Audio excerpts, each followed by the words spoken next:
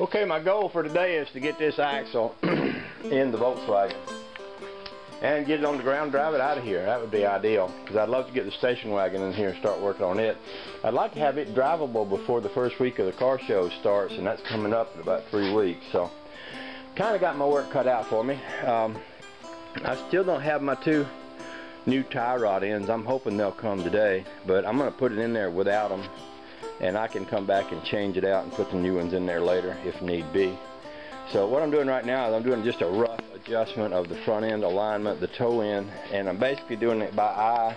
I'm just looking down at the end of this joint right here and kind of getting where it looks like this spindle is lined up kind of straight with that, and then adjusting this rod out and then looking at this one, and when they both look like they're about straight, that'll give me a good place to start. And basically what you do, the way these things are made, is that you can take your wrench like so, slip it into here and turn this, and when you do, it lengthens the rod.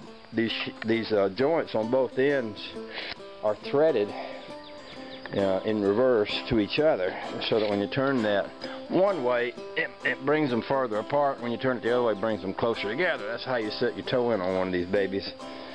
So with that said, that one looks almost straight. That one's very close. I'm going to go about another turn or a turn and a half on that, and then we'll see if we can wrestle this up into the car. Generally, I think I like my toe in probably with it set just a little bit in.